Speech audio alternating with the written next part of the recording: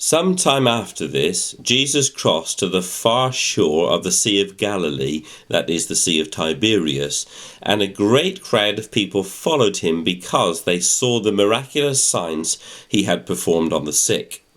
Then Jesus went up on a mountainside and sat down with his disciples. The Jewish Passover feast was near. When Jesus looked up and saw a great crowd coming towards him, he said to Philip, "Where shall we buy bread for these people to eat?" He asked this only to test him, for he already had in mind what he was going to do. Philip answered him, 8 months' wages would not buy enough bread for each one to have a bite. Another of his disciples, Andrew, Simon Peter's brother, spoke up. "Here is a boy with 5 small barley loaves and 2 small fish. But how far will they go among so many?" Jesus said, "Make the people sit down." There was plenty of grass in that place, and the men sat down, about 5,000 of them. Jesus then took the loaves, gave thanks, and distributed to those who were seated as much as they wanted. He did the same with the fish. When they had all had enough to eat, he said to his disciples, "Gather the pieces that are left over, let nothing be wasted." So they gathered them and filled 12 baskets with pieces of 5 barley loaves left over by those who had eaten. After the people saw the miraculous sign that Jesus did, they began to say, "Surely this is the prophet who is to come into the world." Jesus, knowing that they intended to come and make him king by force, withdrew again to a mountain by himself. When evening came, his disciples went to the lake, where they got into a boat and set off across the lake for Capernaum. By now it was dark, and Jesus had not yet joined them. A strong wind was blowing, and the waters grew rough.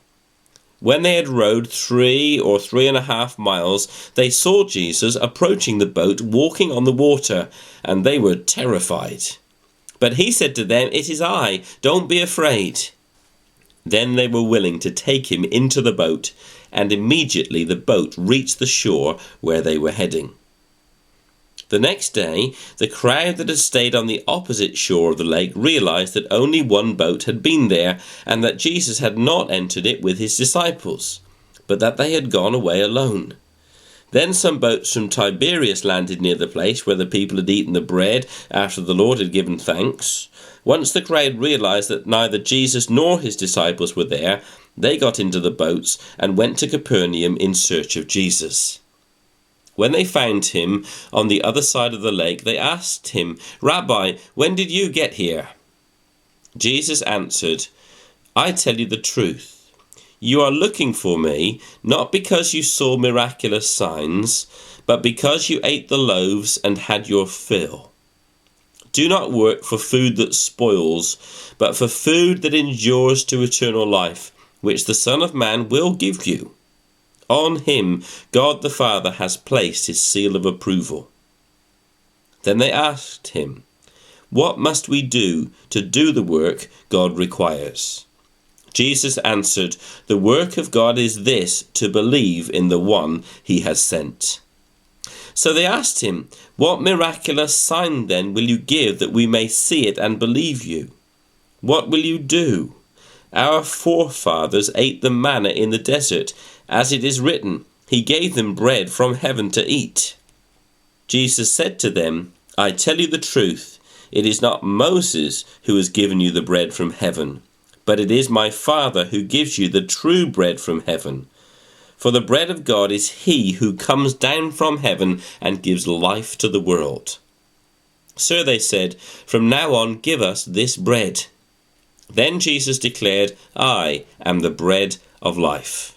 He who comes to me will never go hungry, and he who believes in me will never be thirsty. But as I told you, you have seen me, and still you do not believe. All that the Father gives me will come to me, and whoever comes to me I will never drive away. For I have come down from heaven, not to do my will, but to do the will of him who sent me. And this is the will of him who sent me, that I shall lose none of all that he has given me, but raise them up at the last day. For my Father's will is that everyone who looks to the Son and believes in him shall have eternal life, and I will raise him up at the last day." At this the Jews began to grumble about him, because he said, "I am the bread that came down from heaven." They said, "Is this not Jesus, the son of Joseph, whose father and mother we know? How can he now say, 'I came down from heaven'?" "Stop grumbling among yourselves," Jesus answered. "No one can come to me unless the Father who sent me draws him, and I will raise him up at the last day. It is written in the prophets, they will all be taught by God. Everyone who listens to the Father and learns from him comes to me. No one has seen the Father except the one who is from God. Only he has seen the Father. I tell you the truth. He who believes has everlasting life. I am the bread of life. Your forefathers ate the manna in the desert, yet they died. But here is the bread that comes down from heaven, which a man may eat and not die. I am the living bread that came down from heaven. If anyone eats of this bread, he will live forever. This bread is my flesh, which I give for the life of the world." Then the Jews began to argue sharply among themselves, "How can this man give us his flesh to eat?" Jesus said to them, "I tell you the truth. Unless you can eat the flesh of the Son of Man and drink his blood, you have no life in you. Whoever eats my flesh and drinks my blood has eternal life, and I will raise him up at the last day. For my flesh is real food, and my blood is real drink. Whoever eats my flesh and drinks my blood remains in me, and I in him. Just as the living Father sent me, and I live because of the Father, so the one who feeds on me will live because of me. This is the bread that came down from heaven. Your forefathers ate manna and died, but he who feeds on this bread will live forever." He said this while teaching in the synagogue in Capernaum. On hearing it, many of his disciples said, "This is a hard teaching. Who can accept it?" Aware that his disciples were grumbling about this, Jesus said to them, "Does this offend you? What if you see the Son of Man ascend to where he was before? The Spirit gives life. The flesh counts for nothing. The words I have spoken to you are spirit, and they are life. Yet there are some of you who do not believe." For Jesus had known from the beginning which of them did not believe and who would betray him. He went on to say, "This is why I told you that no one can come to me unless the Father has enabled him." From this time, many of his disciples turned back and no longer followed him. "You do not want to leave too, do you?" Jesus asked the 12.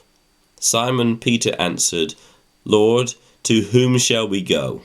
You have the words of eternal life. We believe and know that you are the Holy One of God." Then Jesus replied, "Have I not chosen you, the 12? Yet one of you is a devil." He meant Judas, the son of Simon Iscariot, who, though one of the 12, was later to betray him.